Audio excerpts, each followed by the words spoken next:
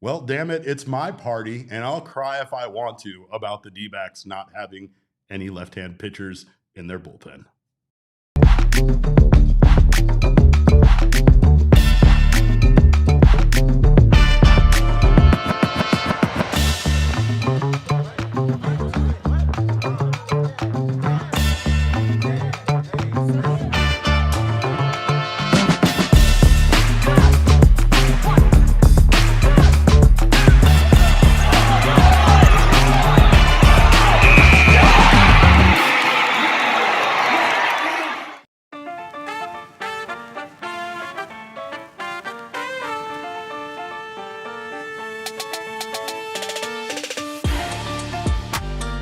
It's my birthday! Welcome into the PHNX Dbacks podcast live from Studio K, presented by our friends at Circle K.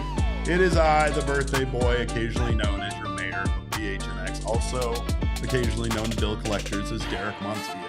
Thrilled to have you guys here. Thrilled to be celebrating my birthday in the one place I would rather be than anywhere else. Well, that's a lie. I'd rather be on a beach somewhere, definitely drunk, but this is like at least the top 5 place for me. Maybe the homeland, Puerto Rico. The homeland, yeah, maybe with a pina colada in one hand and a nice book in the other. But I'm thrilled to be here. I'm thrilled to be celebrating with my guy on the ones and twos, the one, the only Damon Dawg, aka Damon Farrell. Damon, it's a party. Get yourself on screen because I need people to see how adorable you are in your party hat. See? Hello. We're having a celebration here, folks. It's my birthday. When you get to be this old, you just celebrate the fact that you're still alive for another year. So I get that. I'm 45, so I'm halfway there. I think I got another 45 in me, Damon. I won't lie.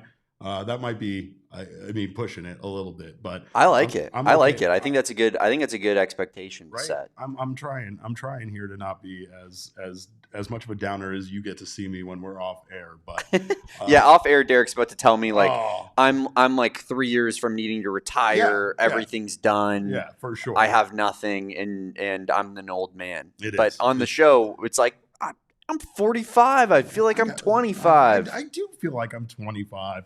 Sometimes you act like you're 25, Derek, and that's a compliment. That's a compliment, by the way. I don't mean that as an insult. You live it up. One of the biggest compliments ever was when Damon and Kevin both categorized this office into 2 groups, and I was part of your guys' group. Yeah, I'm not going to say who was in the other group. That feels mean. Ayrton, Noah, Kevin, Totri, Damon. Yeah. Derek, can figure it out. And that's the crew. That's the young guys crew. It's the young in spirit. Max is in the old guy crew. Yeah, Max is the oldest guy in this office for sure.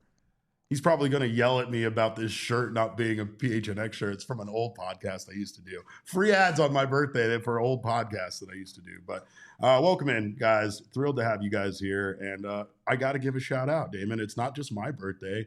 It's also the GOAT, Kevin Ginkle's birthday. I share a birthday with the Gink. So big happy birthday to him. Not quite as old as me. I believe Kevin Ginkle turned 32 years old today. So shout out. Kind of young. No? Kind of young, yeah. Like I would have guessed older than that. Maybe that's disrespectful of me. I think I would have guessed like 33, 34. He does have a little bit of an old man spirit. Right? Right? Yeah. Like, get off my lawn, that kind of thing. That kind of fiery energy. But and then when he forces you to get off his lawn, he starts laughing like a maniacal 100%. Freak coming 100%. off the mound. I was talking to one of my roommates yesterday because one of my roommates, huge Dbacks fan, tunes into the show sometimes. His boss actually, if he's listening to this, huge fan of this show. So I get stuff coming back like, hey, tell Damon Trevor's Pizza is ball knower stuff. Tell him to try the white sausage with pepperoni added onto it and stuff. But me and my one roommate, like, we love the Snakes. And Kevin Ginkle came up in conversation. My other roommate was like, "What's his deal? Like, who's this guy?" And he went to U of A. Not familiar with Kevin Ginkle's game.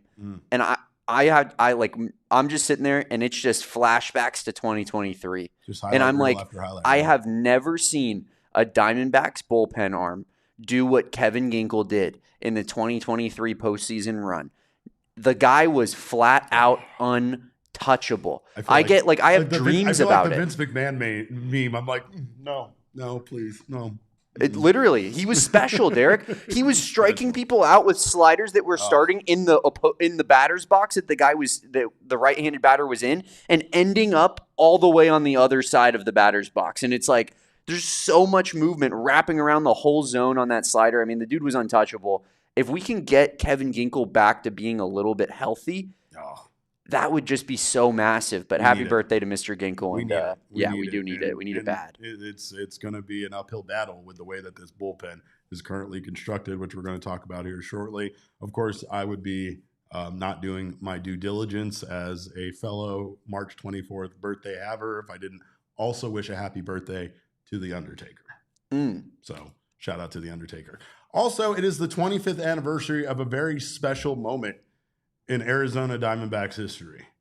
Probably a franchise-defining moment.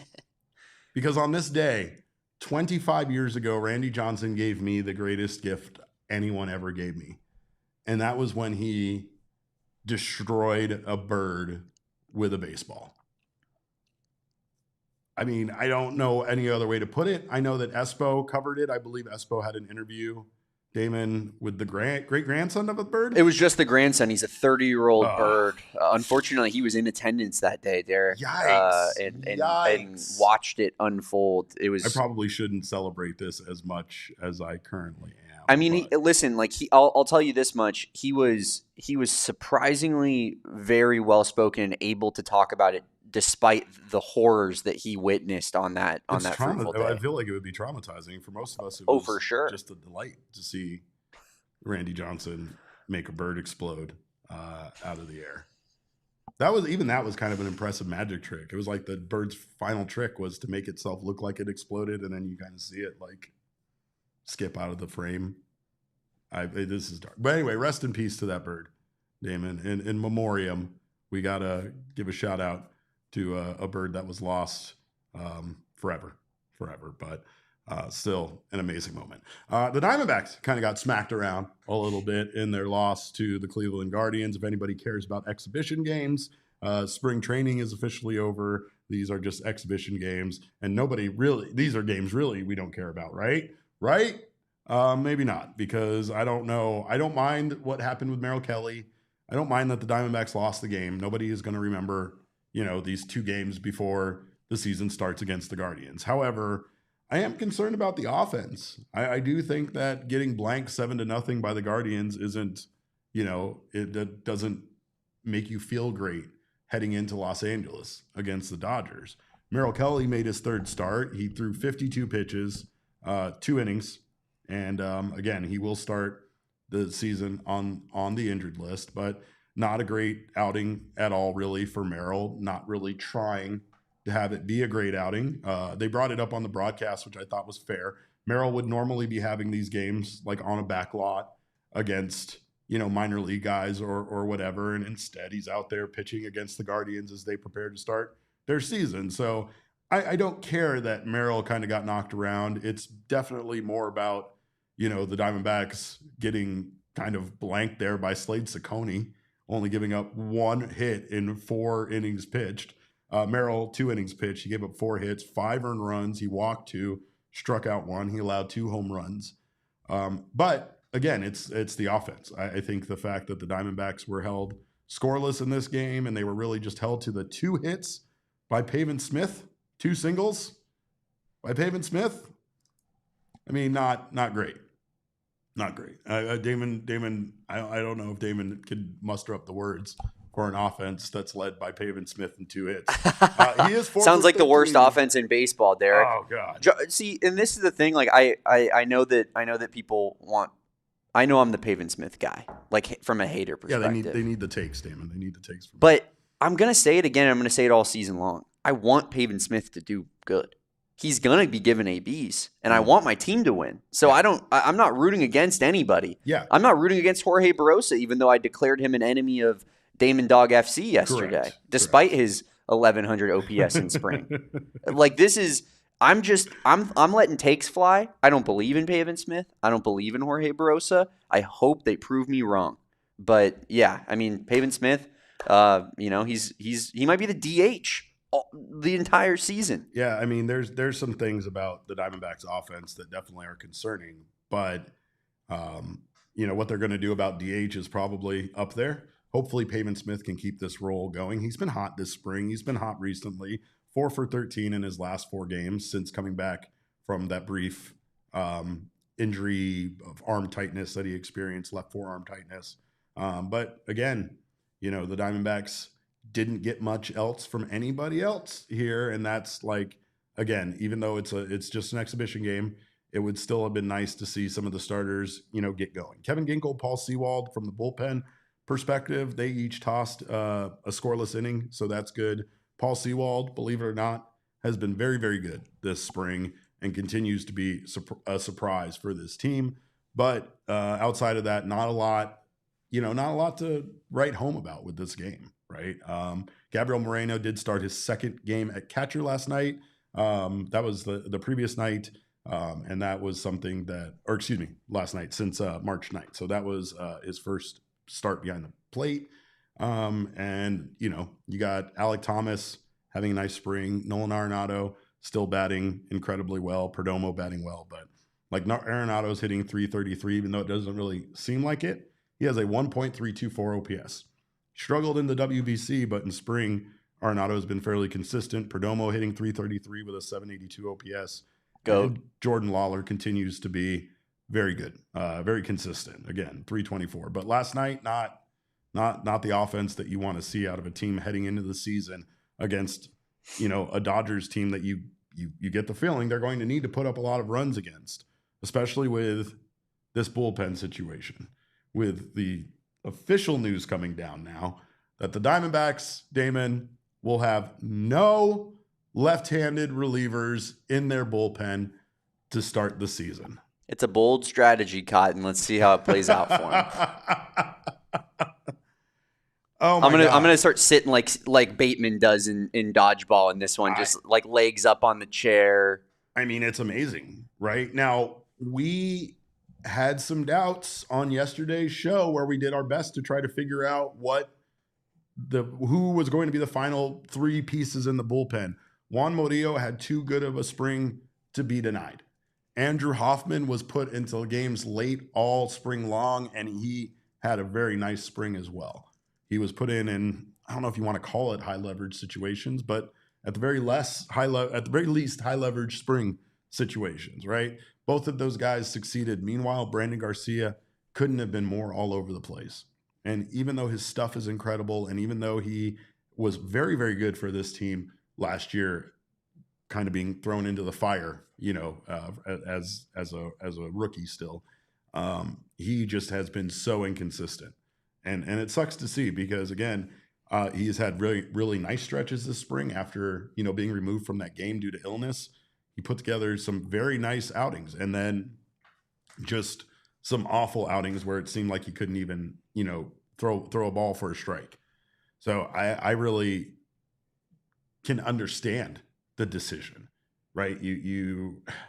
It's like drafting where, yes, in baseball, you kind of want to draft for positional needs, but considering how far off these guys are that you're drafting, you really just kind of want to draft the best player.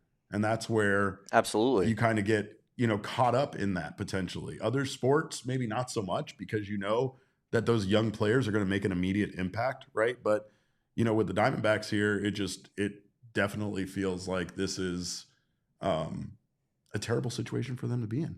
And that they don't really have a lot of, I don't know. I feel like they really screwed themselves over by putting themselves here in this spot where they have no left-handed options. I approve of them going with the best pitchers, though, and I do feel like this is going to allow perhaps less situational matchups and more about, just putting a guy out there with reverse splits that pitches well, against lefties and can go out there and do his thing, right? But I have my doubts, Damon. I mean, this is a terrible situation, as you said, Derek, and I think part of it is I'm sure their psyche was like, we got Andrew Saalfrank. No, you don't. You don't have Andrew Saalfrank anymore. Done for the year, right? There have been some extenuating circumstances that have led to not having left-handers, Brandon Garcia not really proving that he belonged in the Major League opening day bullpen, and Phillip Abner, same thing. But it also was just like a lack of like, it feels like intention and focus on the bullpen all offseason long. It's what we've been talking about all offseason. It felt like maybe the Ketel trade took up a huge portion, and the lack thereof of the Ketel trade in when it's all said and done, took up a lot of the energy of this front office. And, I don't know if that's what precluded them from signing a left-handed arm, or even just any bullpen pitcher that would raise the floor of this bullpen significantly, because it pretty much was just ignored flat out. Yeah. And so I've said before, like, I like where the rotation's at. I think it's going to be a lot better than people think it is. I think, we've expected the rotation to be very good the last 2 years. It hasn't been. I think we see some positive regression. It's about an average starting rotation this year. The lineup, we're going to get into predictions later. Derek, I know you got a bold one for the lineup. Like, this lineup, I think, is, as long as Geraldo Perdomo, Corbin Carroll, and Ketel Marte are healthy, the lineup should stay afloat. It should be good. But the bullpen is a disaster. And it feels like it's like Mike Hazen, who I know he wouldn't try to do this because he's the reason Torey Lovullo probably still has a job, because they're tied at the hip together in a way.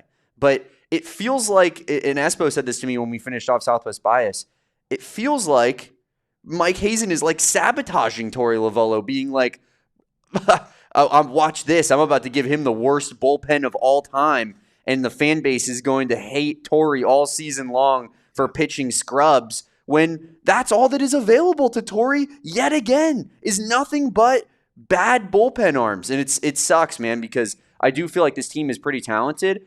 Bullpen arms are way more expensive than what they used to be in Major League Baseball, but it's still way cheaper than getting in an everyday starter from a hitting standpoint, or way cheaper than bringing in a starting pitcher. So that's why I'm like, man, we couldn't have just used a little bit more of that Walmart money and gotten us like a Sir Anthony Dominguez, even though he's not a lefty. Just make me feel a little bit better about this bullpen. You know what I mean? Get me somebody who could have, just raised the floor, like I said, and Hazen ultimately kind of did nothing, and now we're relying upon all these young guys he traded for, and even some of them already are getting weeded out and seeming like they're not really all that.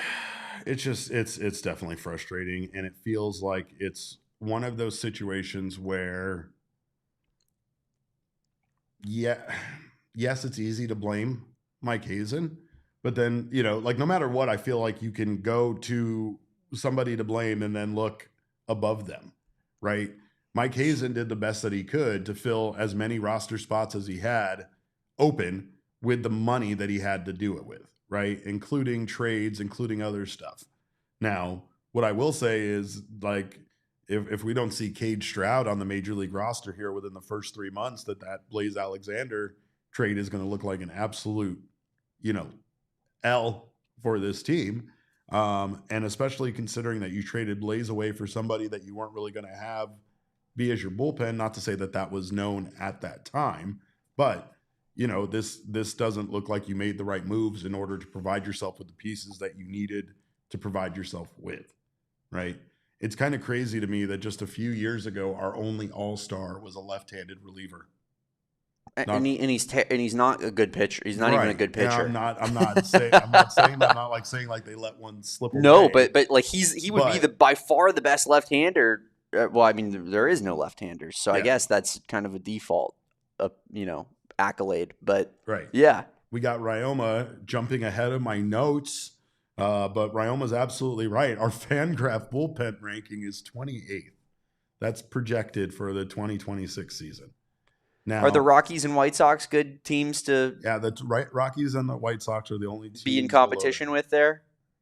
Or are those the two biggest jokes in all of baseball? I mean, it's all I wanted, Damon. Right. I just wanted a reliable bullpen.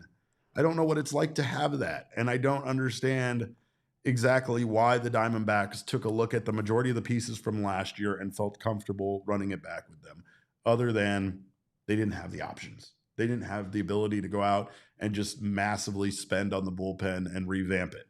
They didn't have, they have the commitments to the guys that are already here financially that are on this team. So I understand the predicament that they were in, and I understand that this bullpen is going to evolve throughout the season. So I am cautiously optimistic by the time that May comes around, this isn't even the same bullpen that we see.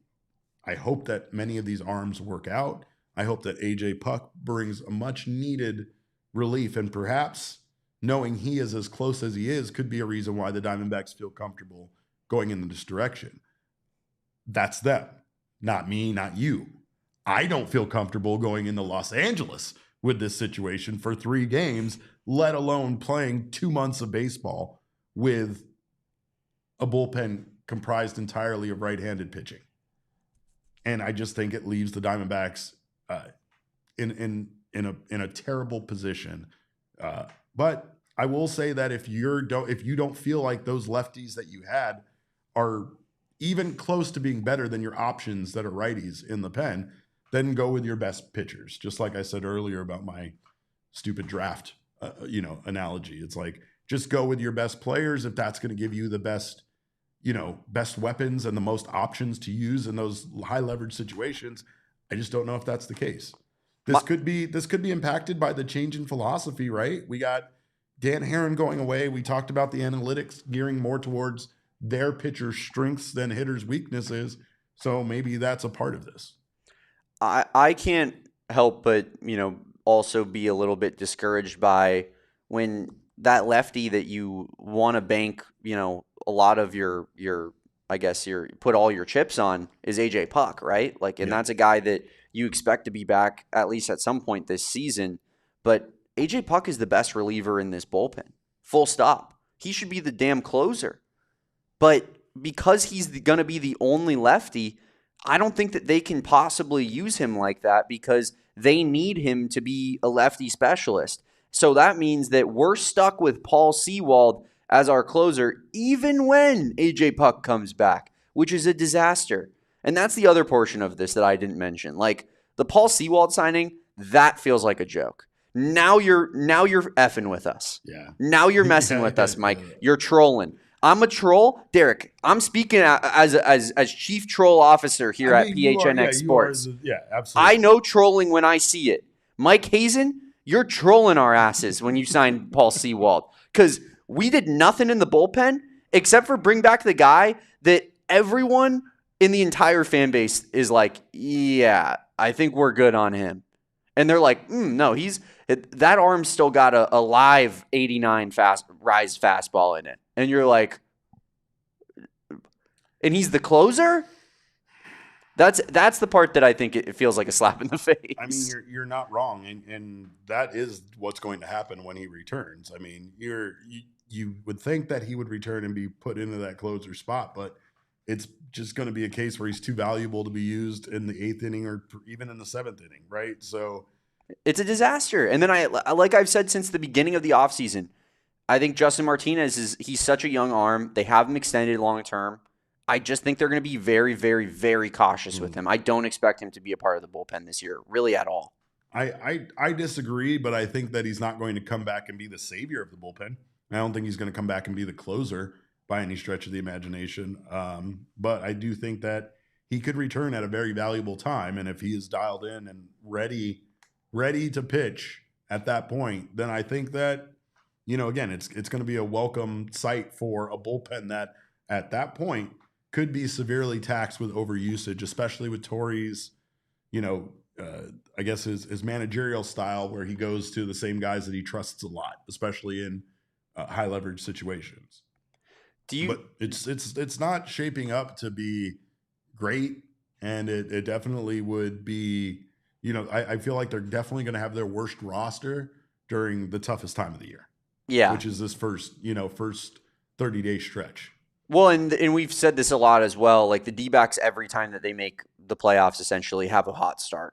This is not the franchise that is 10 games under 500 at the All-Star break and is just storming back, taking baseball world by storm, and just being the story of the entire sport. Like this, I feel like we need to have a good April in particular to have a good season. And so, yeah, starting off with not full strength, starting off with potentially the worst bullpen, not named Colorado or Chicago, it's tough. I'll say this about what you said earlier in regards to Mike Hazen kind of sabotaging Torey Lovullo. I feel like in a way they're kind of connected here, right? We know this is Torey's last year. For sure. Torey, unless they do good, yeah. Torey, the Diamondbacks would really need to succeed. And even then, right? Even then, one part of this equation that neither you nor I can really factor in is, does Torey even want to come back after his contract is up? Would he even want to sign an extension? Is he done? I mean, at this point, is he just kind of okay with the work that he's put in and either willing to move on to another franchise or willing to just move on in his career in a different path, right? But what I will say is that, Torey, this seems like it's it. Seems like it's it. And it would take like another one of those kind of miracle playoff runs. And I'll even say just making the playoffs in general for him to be the manager of this team beyond the 2026 season. However, the reason why I feel like they're tied together here is because it would be hard to put this all on Torey if this season is a failure. Like you said, from the outside looking in, it now appears that this is more about the way that the roster was constructed. And again, even to defend Mike Hazen, the budget he was given to make this team whole when they had so many fractured pieces and so many things that need repairing this offseason, that, I mean, it would be hard to not place the blame here a bit on Mike, at the end of the year. So I feel like this is kind of an all-in year for this team. I wouldn't be surprised to see them manage the roster and games with a sense of urgency that we only saw like perhaps at the final like half of the year last year, or maybe even during that stretch when things were getting bad and they weren't even giving guys more than a couple of games before they were replacing them with another call-up or another person in the bullpen or another position player. So I don't know, but I do think that this season is incredibly important, and starting it with no left-handed pitchers does not really make me feel like they are taking it as seriously as they need to. But yeah, I'm not like it doesn't make you exude confidence. It doesn't. Right. And that's where, I definitely don't think Mike is sabotaging Torey, because I know that they're like best friends. They love each other. Yeah. Mike and Torey want to be the two-headed snake at the top of this Dbacks organization for years and years. Right. And so I know that that's not the intention, but that being said, it's just hard not feeling that way when you have bad bullpen after bad bullpen after bad bullpen. And then all of a sudden you get the 18th best bullpen in baseball. And what happens? Oh, that's right. You go to the World Series. You win the pennant. And you're like, wait, all it took was a slightly below average bullpen and this team went to the damn World Series. And so that's where, I struggle with the lack of resources that get put towards this bullpen of being like, man, are we just really running it back, the run it backs with the bullpen? Because that's the part that's tough that's a tough pill to swallow, man. We're okay with running it back with the lineup, but the bullpen maybe not so much. I think I figured it out though, and considering that we kind of are coming back around to how we started this show, the Diamondbacks need to sacrifice a bird, Damon. I don't know in what way. Do we need to do it? I don't know. I don't know if this is like Major League style where we can just go to like a chicken restaurant and get ourselves like a bucket of fried chicken. I'm not exactly sure how this works, but I feel like the bird either caused the curse, like Danhausen, but it was like at the beginning of the year and then they won the World Series, right? So I think some harsh decisions need to be made. That's just my thing. Don't come for me, PETA. I apologize now. No birds were harmed in the making of this podcast. At least in the making of this podcast. So let's make that clear. But we're going to take a quick break. On the other side of this break, we are going to talk about our season predictions for 2026. And I'm going to make some crazy, bold predictions. Probably not as crazy as Gabriel Moreno leading the team in home runs, but we're going to get a little crazy. So we're going to do that on the other side of this break. Don't you go anywhere. You're watching the PHNX Diamondback Show. Of course, make sure if you are ever involved in a serious injury or accident situation that you do your research. And of course, the lawyer you hired does matter. That's why you should contact the husband and wife law team first. Mark and Alexis Breyer are the husband and wife law team, and let's face it, after a serious injury, you want to make sure you're hiring an attorney that has your best interest in mind and not the financial outcome of the case, and that is the husband and wife law team. They bring hundreds of years of experience, especially combined trial experience, and they are certified specialists by the State Bar of Arizona in personal injury and wrongful death. And in this state, the state bar is certified less than 1% of all lawyers as specialists in injury and wrongful death litigation, which makes them experts in this field. They are also trial attorneys that are ready to go to trial for you.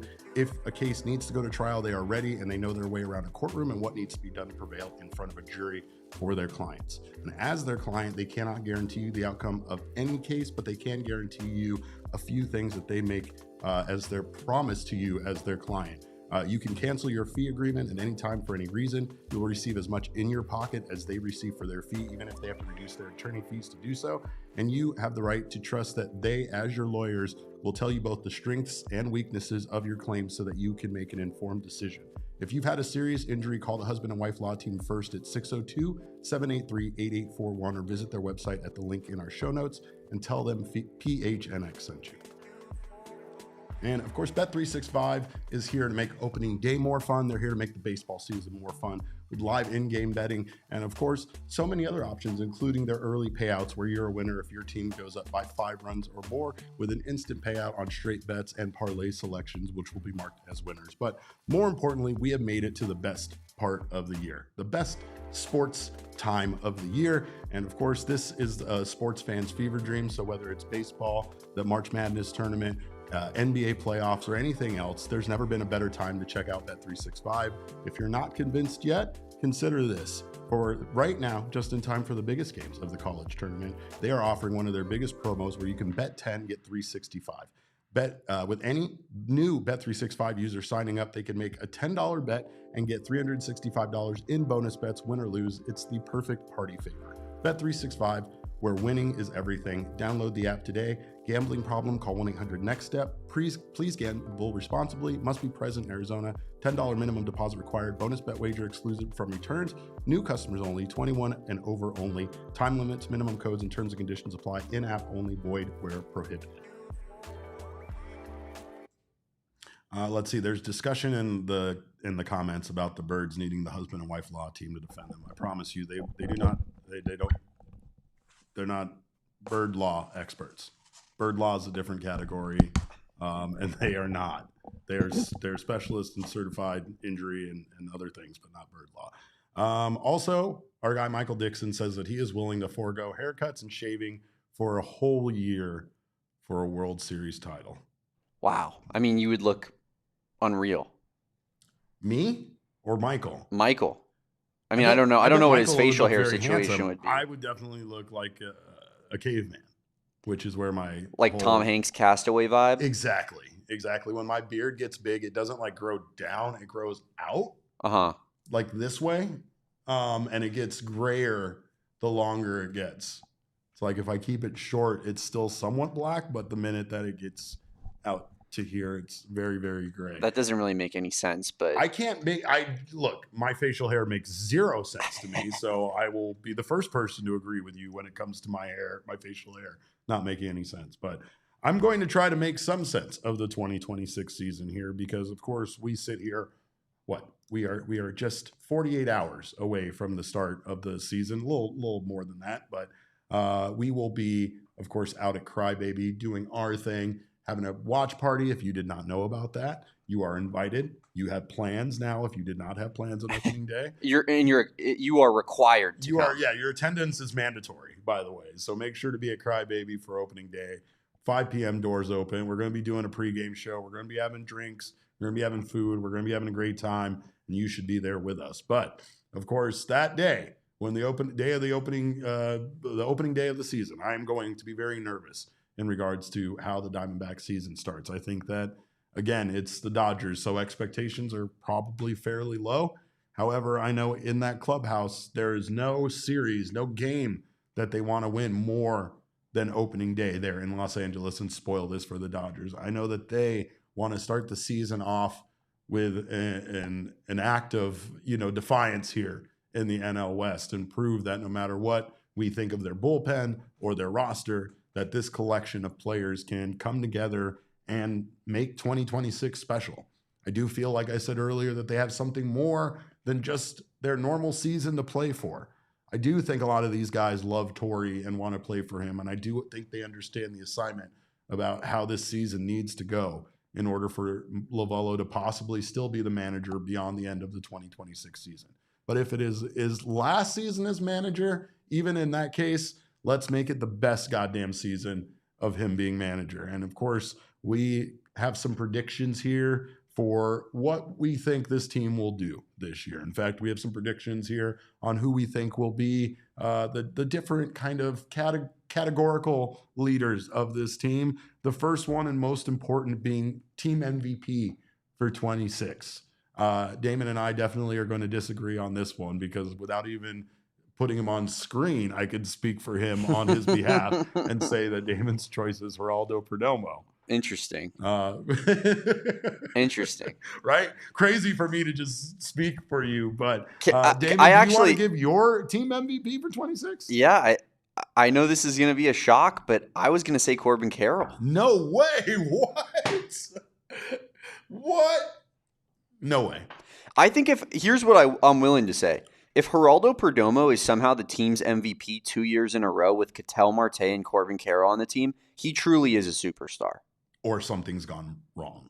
True. Right? True. I'm assuming that they're all playing and Corbin Carroll and Ketel Marte are the every bit the players that we know them to be. Right. Absolutely. Because Jerry was more valuable than those guys last year, according to basically everybody that watched. And if he can do that twice in a row, that would be absolutely insane. Yeah. Because Corbin and Ketel are both top 5 type of MVP candidate players. And Jerry did that last year, but if he can sustain that, that'd be wild. So I'm going to go with Corbin because I think Corbin is poised to have maybe his best offensive year of his career, which based off of what he's done throughout his career thus far, that means we're getting a very, very special season out of Corbin Carroll this year. So I'm going to say Corbin's my MVP. It seems like Carroll is still on the ascension, and it seems like he's still getting better year after year. So if you take what he did in 25 and feel like he can be better, which if there's one player that I feel like is capable of being better year after year on this team, it's Corbin. So yeah, I can agree with you on that. I think it's going to be Ketel Marte. I think Marte has a lot to prove this season, and I think Ketel also kind of is going to be playing with a chip on his shoulder to a certain degree. I think that there is an amount of bonding that's happened with this clubhouse versus the opposite, right? We don't necessarily have I don't think we have the problems in the clubhouse that people, expected there to be or acted like there would be. Yeah. But I also think Ketel's going to have a renewed sense of dedication to this team over what happened last year.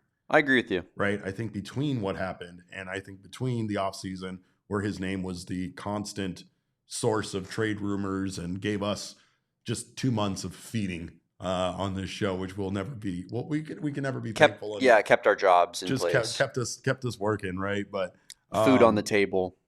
I do think that a hungry Ketel Marte with something to further prove is going to be dangerous, and I think that not only could he be an MVP candidate for this team, I think he could be a National League MVP candidate. But we're going to get into the bold takes later. That's just a preview. I love it, Derek. Breakout hitter on this team in 26, Damon.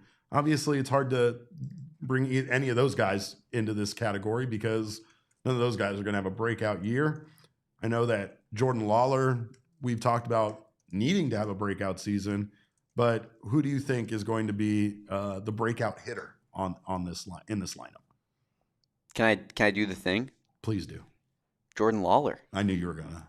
I don't know why, but I'm buying in fully, and I was so out. And I know that that's flip floppy, but maybe it's just because part of me just wants Jordan Lawler to be really good because I know it's so impactful on how the season is going to play out. But when I'm looking at guys that could break out, and we'll get to your candidate here in a second, which I think is a good one. I don't necessarily believe in Pavin Smith, like I said. I don't believe in Alec Thomas, even though I think that he does look better than he has in the past.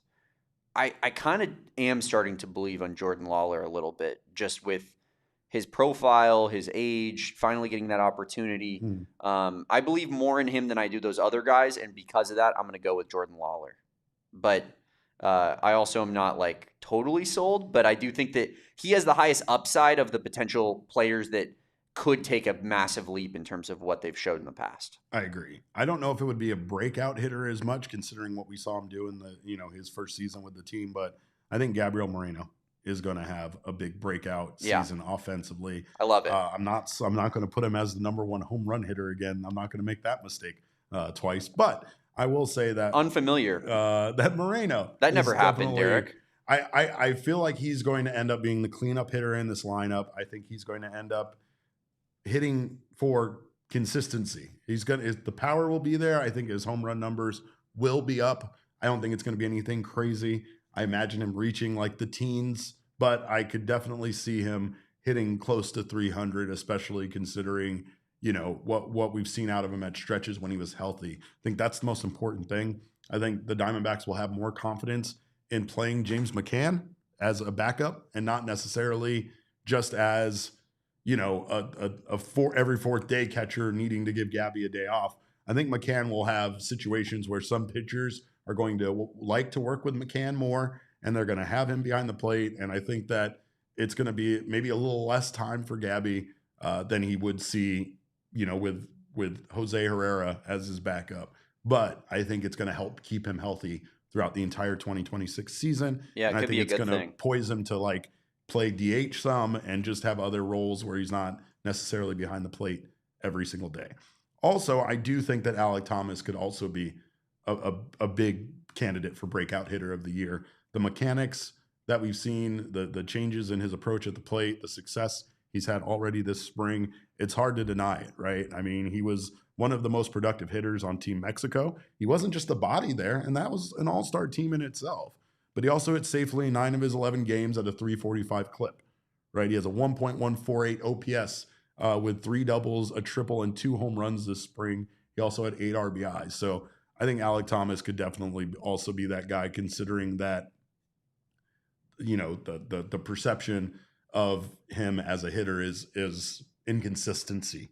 That's like the number one thing I think people think of when they think of Alek Thomas. Absolutely. They think of his great defense. They think of some huge moments and huge home runs he's had, but it's that inconsistency that really, makes people feel like he is not as productive as he should be.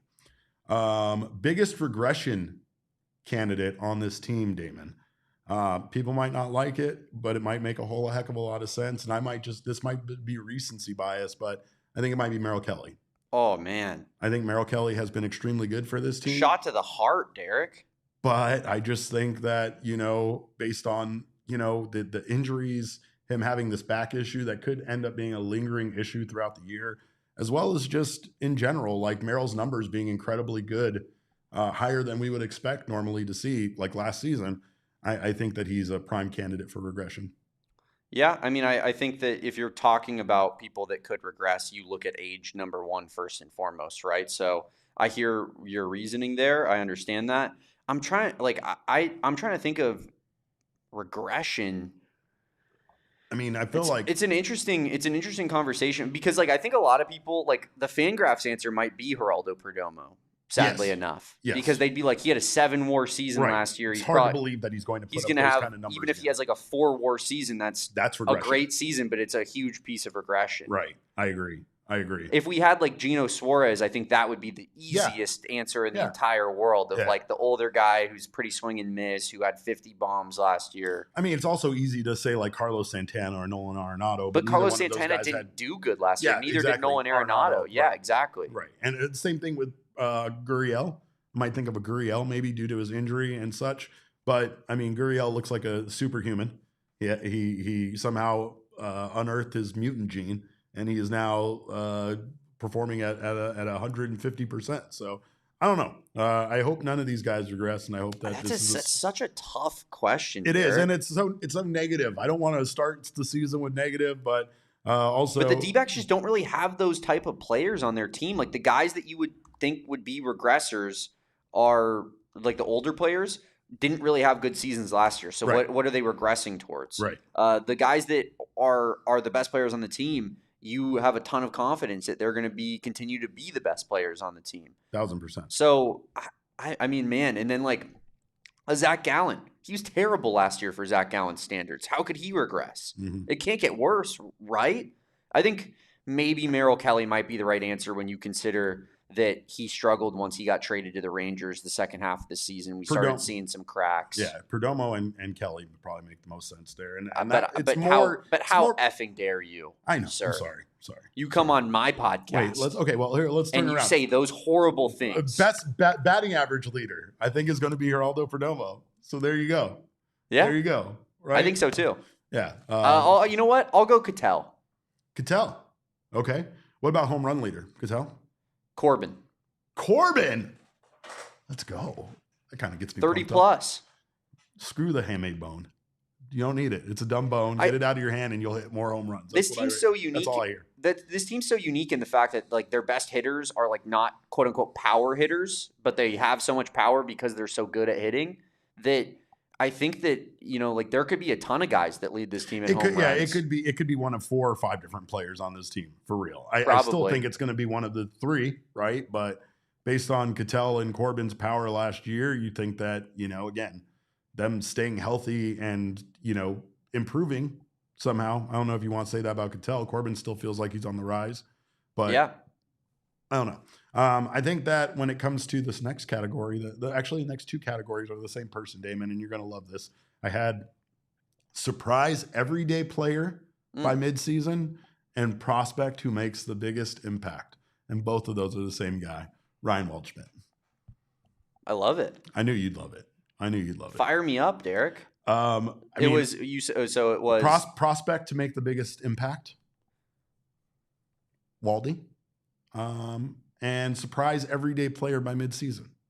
Now, obviously, something has to have gone tragically wrong in order for Ryan Waldschmidt to be an everyday player by midseason. So perhaps I don't want that.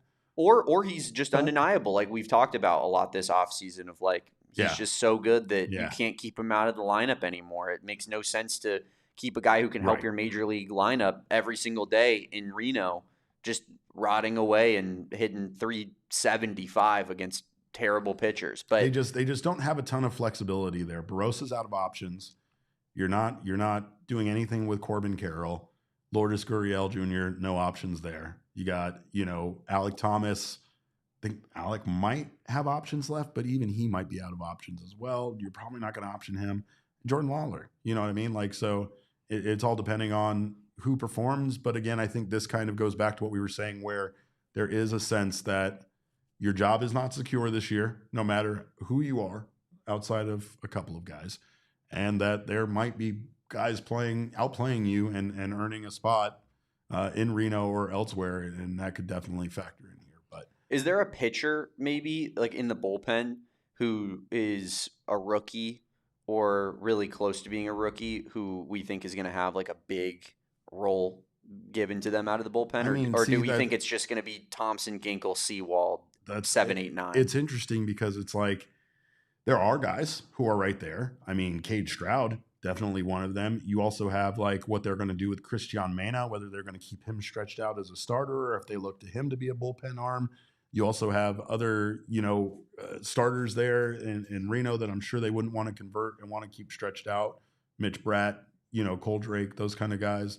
But I don't know. I mean, there's some guys getting lost in the shuffle. Our baby boy, Yumin Lin, Corn, we got to keep an eye out for him and where he's going to factor in. Like, it's not that this bullpen is not set in stone.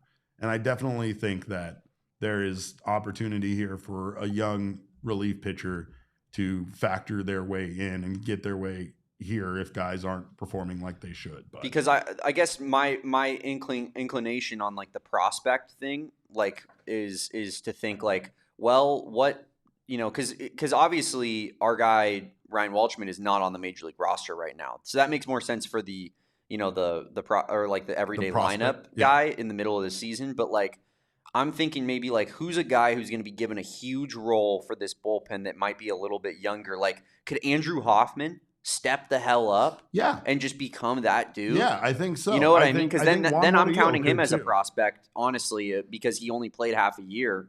And I feel like that's a fair prospect designation in a way. So yeah, I agree. I definitely think it could be a bullpen arm. As far as bullpen MVP is concerned, I think it's going to be Taylor Clark.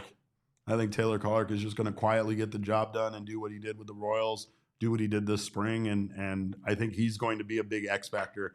We don't look at those guys, the unknowns, as much. I think we focus too much on the guys who were here last year, Ginkel, Thompson. We focus on Sewald, but I think some of these other additions are going to be the key to the Diamondbacks winning baseball games and finding success, and I think Taylor Clark is going to be kind of at the core of that. I love it. I love it. Derek, you've been high on Taylor Clark the entire time. And I love the pickup. You've been proven correct I covered him as a starter for the Dbacks when he was here way back in the day, and I've always liked him. Always liked his poise. I've always liked his, just the way he kind of held himself. I mean, he's a guy that definitely looked wiser beyond his years when he was a younger player. But we're going to take a quick break, and on the other side of this break, we're going to do some more predictions, including our season predictions for their record. So don't you guys go anywhere. You're watching the PHNX Diamondback Show.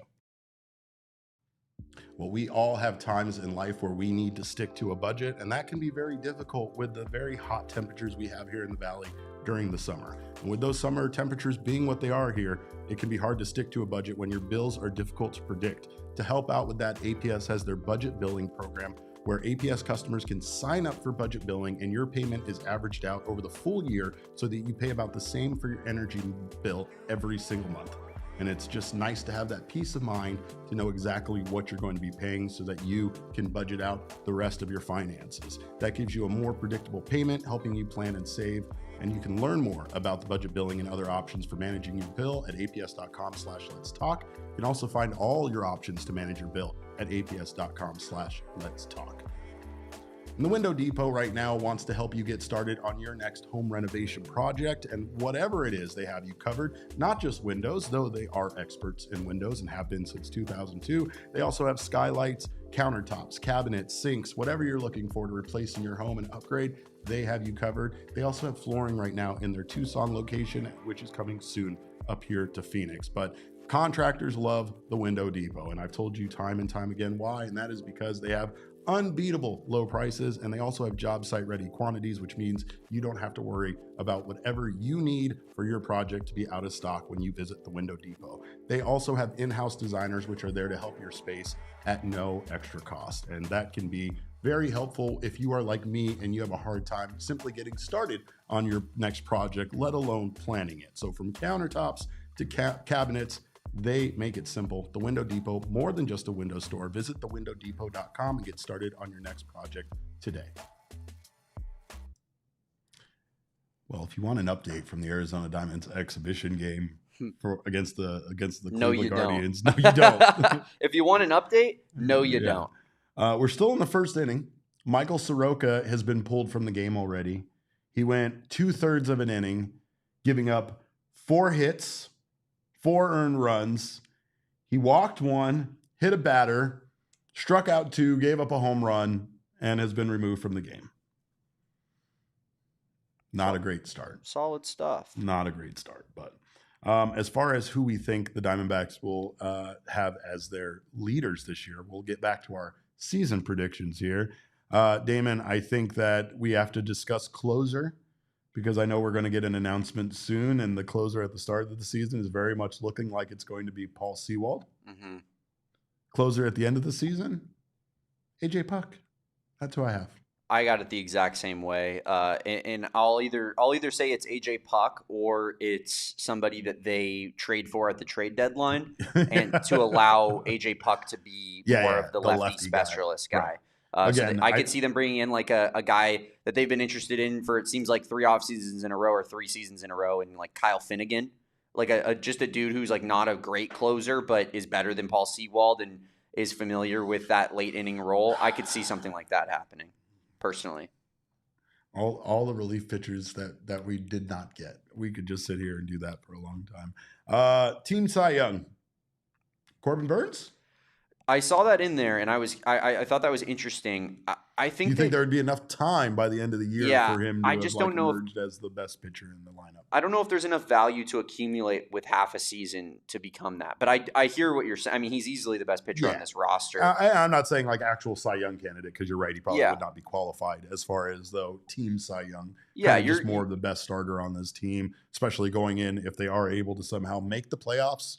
Heading into the playoffs, it would be really nice Corbin Burnes going there. If somehow he's the team's Cy Young, I do think that maybe it was a really bad season because that means that the other pitchers didn't do enough in the first half of the year. That totally fair. They are the Cy Youngs of the team. So personally, I'm just going to keep doing my Hope Brigade thing. And Ryan MF and Nelly! That's my Cy Young. That's my boy. Yeah. And if he continues to pitch like he has the last year and a half, he literally is him, Derek. I saw our friend Jack tweeting, Jack Summers, of course, tweeting about Ryan Nelson. He had some statistics that he was going in on, Derek, and I'm going to try to find it here for the chat. I don't know if you saw any of this.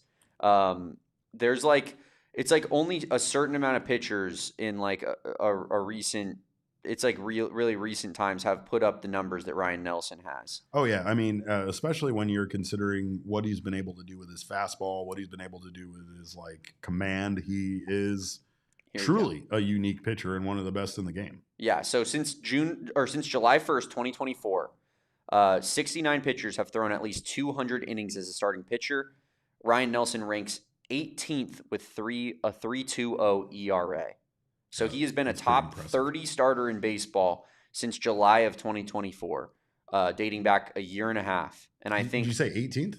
18th in top ERA. 20. Yeah, top 20 is impressive. He was 23rd in FIP, as Jack put in there, and that's why he used top 30 as a designation in particular. But I think it's really impressive. It's been a big sample size at this point. That's a long period of time. That's not a short period of time to be oh, Ryan Nelson, no, that's just that means nothing. I think that's the Cy Young of this team, and I think that to take it a step further, if Zach Gallen is the Cy Young of this team, we're a playoff team.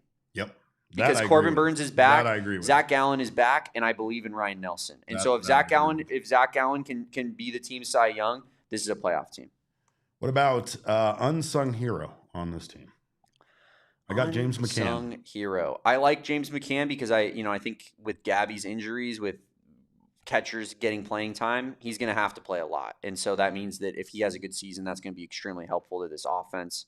I also think James McCann's name is going to come up a lot in other ways. On this podcast. Well, of course. His arms are going to come up all the time, especially that one picture you have of him in the sandals is going to be displayed quite often on this show. But the bigger point that I'm talking about is when you hear this, look at this specimen of a man. When you hear about him, it's going to be stuff about conversations he's having in the dugout, advice he's giving to pitchers, advice he's giving to hitters. It's going to be stuff like that. It's going to be James McCann kept a mood light late in this high leverage game by throwing peanuts at Corbin Carroll. And that's the reason why Corbin went out there and hit a grand slam. It's going to be stuff like that. But all-star predictions. Oh, I real quick. My unsung hero. I'm going to say Carlos Santana.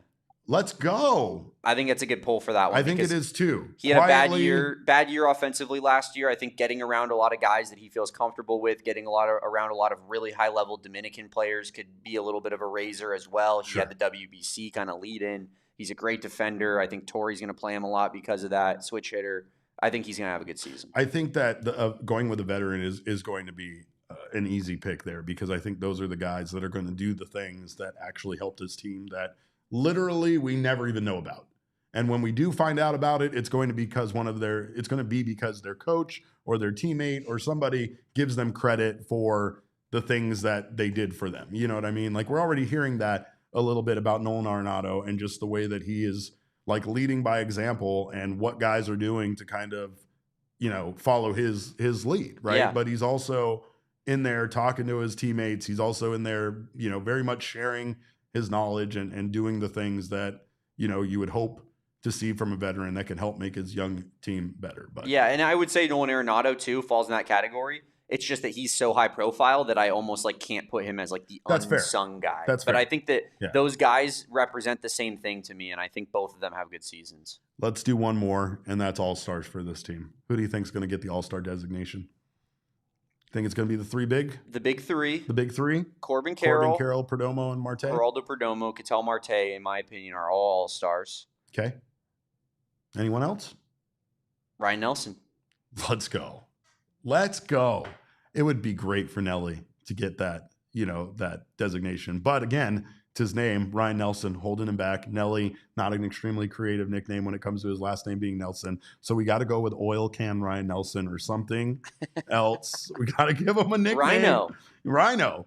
Ryan, the raging Rhino Ryan Nelson or something like that. Like we need something crazy just so he stands out. It's like pro wrestling, Damon. He's got to have a gimmick. The move set is there. He understands the premise of storytelling in the ring, but we need him to have an over-the-top personality for us to get this guy to an all-star game. I have Gabby Moreno making it to an all-star game, which I feel like might be difficult, but again, when you look at catchers around the National League, I do feel like there's a good chance for him to find his way as one of the best in baseball in 2026. Trying to think, like, off the top of my head, obviously Will Smith comes to mind from a catching standpoint. I mean, who else is even really an all-star the caliber catcher? Wilson Contreras. Isn't he gone?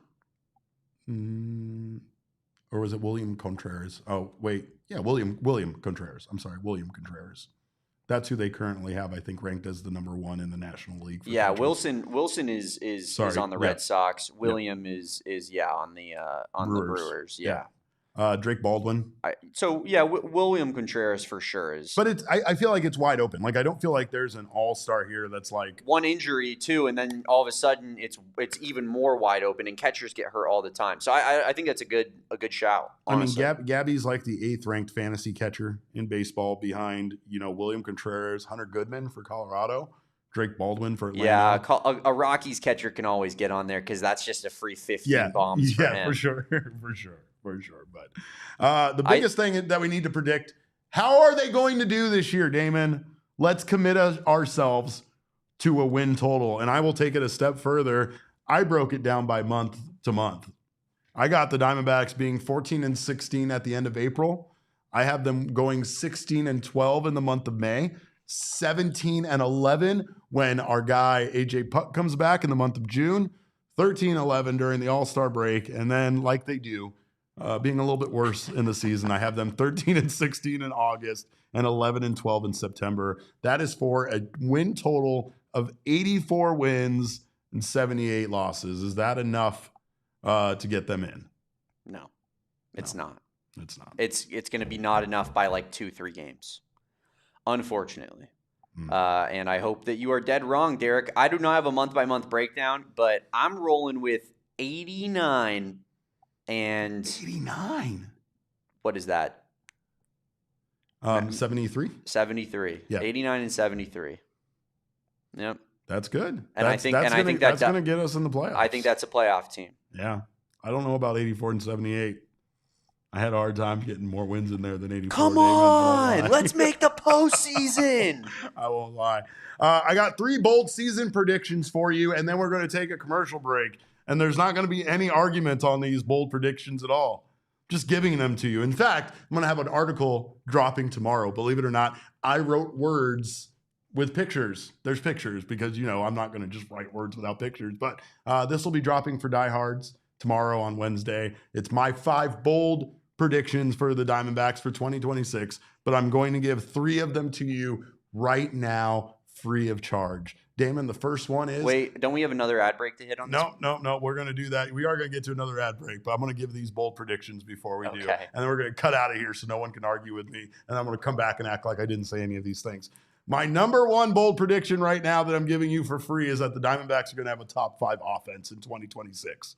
Believe it or not. There you go. Dbacks will have a top 5 offense. Number 2, Jordan Lawler will be an all-star. You're goddamn right. You heard it here first. Damon believes. Now I believe more than ever. Damon's belief makes me believe harder. And then last but not least is that screw Shohei Ohtani. Ketel Marte is going to win the National League MVP in 2026 when this team makes the mother effing Yoffs. So I'm just a little like, how does your record prediction and the bold predictions, how do those co-align there? Come on, 84 wins. You're getting Ketel Marte to win MVP with an 84-win team? Yes, I am, because that's how important he's going to be to this team. He's going to have 9 What do you want, 100 wins, Damon? You expect this team to win 100 games? 89. Get over yourself. 89. Ketel MVP. Lock it in. Lock it in. All right. Well, if you want to see my reasons for that, you got to be a diehard and you got to check out that article tomorrow. But we are going to take a quick break. And on the other side of this break, we are going to talk about the fraudulent 999 challenge going on in baseball right now and why it must be stopped. We're going to do that here in a second. Don't you go anywhere. You're watching the PHNX Diamondback Show. Well, it is my birthday, in case you missed that earlier, and I will be celebrating with our friends at Pure Edibles because they make a delightful product that helps make birthdays better. They can also help make all sorts of situations in life better, whether you're looking for help with sleep, which is a big thing that I need help with in my life. They also have gummies and other candies that can help elevate your mood, help with pain and other symptoms as well. So make sure to check out the full line of candies from Pure Edibles, whether it's their gummies, hard candies, chews, soft candies, kicks, or anything else new that they're coming out with. They have a delicious line with a delicious variety of flavors. And again, those effects are clearly listed on each tin, so you know exactly what you're getting into. Plus, they have their collaboration right now with Mother Road Brewing Company, where they are bringing you the finest IPA in all the land, Tower Station IPA, now in a delicious all-in-one THC device. And of course, you can get this at some select dispensaries here in the Valley. Of course, this brings you the same citrusy notes and piney hops of that delicious IPA, but now in a all-in-one THC twist. So do not miss out on all of their wonderful products. Go find yourself some Pure Edibles products from one of over 130 dispensaries across Arizona. And Gila River Resorts and Casinos wants to help make my birthday better by giving me a brand new Corvette. Well, maybe not just me, maybe to other people too. They are giving away, in fact, 4 Corvettes at all 4 of their Valley locations, and you can drive into excitement right now with the fabulous Corvette giveaway running through April 24th. 4 casinos, 4 Corvettes, 4 big chances to win. They have them at all 4 of their Valley casino locations, and you can qualify by heading in there on Fridays from 6 p.m. to 8 p.m. where they will have hourly drawings for free bonus play and finale entries. They will also, you can also earn 4 times the entries on Tuesdays and Saturdays when you play with the card at Gila River Resorts and Casinos, as well as on Thursdays from 2 p.m. to 5 p.m. where they will have hot seat qualifier, finale qualifiers where you play with the card for your shot once again at one of these beautiful Corvettes. Plus, there are exclusive swag giveaways throughout the promotion. So for more information, visit playathila.com and don't miss your chance to accelerate into luxury. Play, earn, at win at any one of their 4 Valley casino locations. Well, it is my birthday, and that does mean that some adult beverages will be had. Did I mention that? Did I had no idea. Okay, so I was born on this day a long time ago, and so we celebrated. A really long time ago. Oh, you stop it, you. But I want to say that, of course, I'm going to be having some fun in downtown. I'm going to be drinking with the fellas. I got a little flight reservation over at Carry On to go to Japan tonight. Wow. Can't wait for that. But of course, I like drinking, and I especially like drinking at baseball games. In fact, one of my favorite things that's ever happened around these parts is when our guys Damon, Bo, and Johnny all participated in the 999 challenge. For those of you that might not be aware, living under a rock, the 99 challenge features where you drink a beer and eat a hot dog once per inning for 9 innings, right? And this can happen very quickly if Zach Gallen is putting in work like he did this particular day. Literally his best start of the entire season. Correct. You couldn't make it up if you tried. It was hilarious, in fact, how fast the innings were going for the Diamondbacks whenever they were up. Whenever they were pitching. Some people have different definitions of hilarious. Yeah, I whatnot. Hilarious by not participating in it. But there is a fraudulent 999 challenge, and if there is anything that is going to come from my birthday, it is going to be me putting a stop to this ridiculous version of the 999 challenge that is clearly stolen valor. I have never seen anything in my life changed and manipulated simply to let people who could never complete the actual challenge get in on the fun. And what I'm talking about is Major League Baseball has done this. Across the league, you can actually go get a very cute, I will admit it's very cute, 999 box setup. They have it at the New York Mets City Field, Philadelphia Phillies Citizens Bank Park, the Rockies Coors Field, at Daikin Park in Houston, the Kansas City Royals, Kauffman Stadium, and the San Francisco Giants at Oracle Park will all be having this fraudulent 999 challenge. And when I say fraudulent, I mean people have already been getting in on this. And these little tiny hot dogs are barely bigger than cocktail weenies you get at a party and poke a little toothpick in to get out. These are little tiny hot dogs, little baby hot dogs. And those 9 beers you see there, they give you one single tall boy to fill up those 9 beers. Damon, it is outrageous. It is an insult to the game. And it's an insult to those who came before. Yeah, Derek. I mean, it's an insult to the people that put in the work and actually made the challenge happen. And in fact, we have video of that, conclusive video from one of our very own. Here is the legend, Johnny Venerable. We're 2 in, and we're still at the bottom of the first inning. Feeling okay, feeling fine. Johnny, the beer is going to crush Johnny. It's going to crush his soul. I think he's got about 2 more in him. What do you think, Bob? I think, 2 more is probably about right. Stop telling me what I'm going to do and what I'm not going to do. Worry about yourself. Did that man finish the 999 challenge? He did, and he did so better than I did. Yeah. He was in better shape than I was, Derek, and this is evidenced by this picture that was taken as the final out was done, where Yes. I am shoving the last portion of my 9th hot dog down my throat because I was in so much pain from eating those hot dogs. The beer was fine. I was drunk, obviously, like 9 beers, you're going to get pretty drunk, but I wasn't hammered drunk. Like I wasn't like blacked out. I had a great time. Sure. The food was what was killing me, man. Yes. I could not get those 8 and 9 hot dogs down. 7 was fine. 8 and 9 were tough. Here's my problem. The value hot dogs at Chase Field are too good of a value to pass up and try to this fraudulent 2-inch hot dog 999 challenge. Plus, I don't want all of my hot dogs at once. A baseball game can take 2 hours and 45 minutes to 3.5 hours. I'm just supposed to let hot dogs sit there that whole time getting cold? They're going to be awful. I will get up, I will go stand in line like an adult, and I will get myself a new hot dog and a new beer to start each inning. I don't need a cute little box, and I don't need you to make it smaller so that people can actually do it. It's a challenge for a reason, damn it. Let's keep it that way. Last but not least, in more beer news, we may have had the greatest beer can, as far as baseball is concerned, ever created by Presidente beer. And I want them to talk their talk, Damon. You talk your talk. Talk your SHIT, because they put out a can here. This is a Dominican beer company that was behind the Dominican team quite a bit.